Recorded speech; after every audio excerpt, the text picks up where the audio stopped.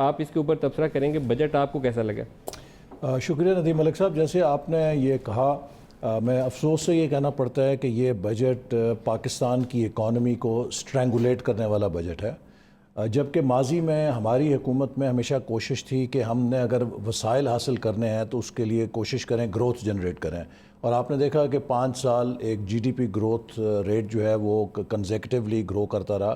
تو ایک اپروچ ہے کہ گروئنگ دا پائی، اور دوسری ہے ایکسٹریکٹنگ دا پائی، کہ جو پائی ہے اس کے اندر سے آپ نچوڑیں زیادہ سے زیادہ. جب آپ اسے ایکسٹریکٹ کرتے ہیں اور سٹرینگولیٹ کرتے ہیں تو جو جاری کاروبار ہیں، جو پروڈکٹیو سیکٹرز پہلے ہی بحران کا شکار ہیں، وہ مزید سنک کر جاتے ہیں. اب آپ دیکھیے، اکنامک سروے آتا ہے اور بجٹ اس کے بعد آتا ہے. تو بجٹ اصل میں اکنامک سروے کا رسپانس ہوتا ہے، کہ جو آپ کی ایک گراؤنڈ سچویشن آپ دیکھتے ہیں، اس میں آپ کو پتہ چلتا ہے کہ ملک کی معیشت کے کیا مسائل ہیں، کیا ہولز ہیں. بجٹ نے ان کو ایڈریس کرنا ہوتا ہے.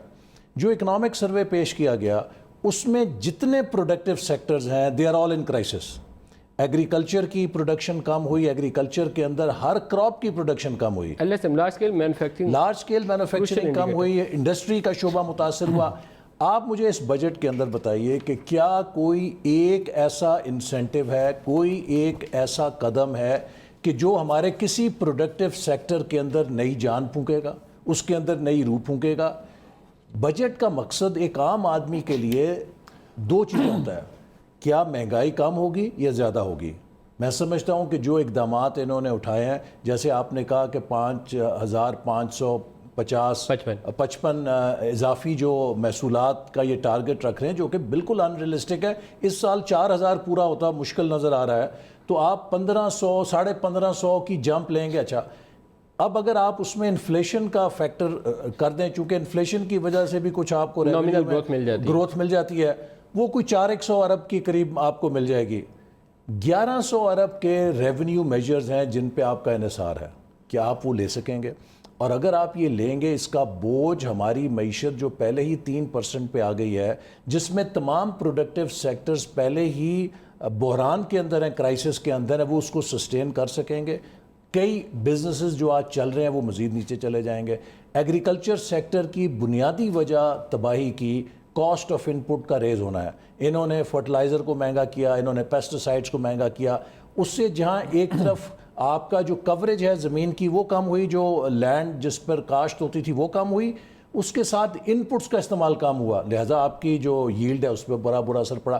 آپ نے کیا میجر لیا ہے کہ اس سے آپ نکل سکیں؟ پھر ایکسپورٹ ہے، اکانومی کا ایک ہم نے جو میجرز لیے، ہم نے زیرو ریٹڈ فیسلٹی دی ان ایکسپورٹ سیکٹرز کو، اس کے نتیجے میں 13% کے قریب گروتھ نظر آئی. ایکسپورٹ سیکٹر ریوائیو ہونا شروع ہوا تھا. آپ نے وہ زیرو ریٹڈ فیسلٹی جو ہے ختم کر کے ان کو بھی جی ایس ٹی کے شکنجے میں لے آئے ہیں. ایکسپورٹ جو آپ کے سیکٹر تھے وہ بھی مزید سٹرینگولیٹ ہو جائیں گے. تو اس کے اندر کسی جگہ کوئی بحالی کا پروگرام. اچھا، پھر higher education commission has been very close to my heart. ہم نے 13 ارب روپے کا ڈیولپمنٹ بجٹ تھا، جو آخری بجٹ تھا اس میں اس کو 47 ارب پہ لے گئے. اب میں آج دیکھ رہا تھا پی ایس ڈی پی کے اندر 27 ارب روپے ہے، اور سیمنٹ کے اوپر آپ نے قیمت بڑھا دی ہے.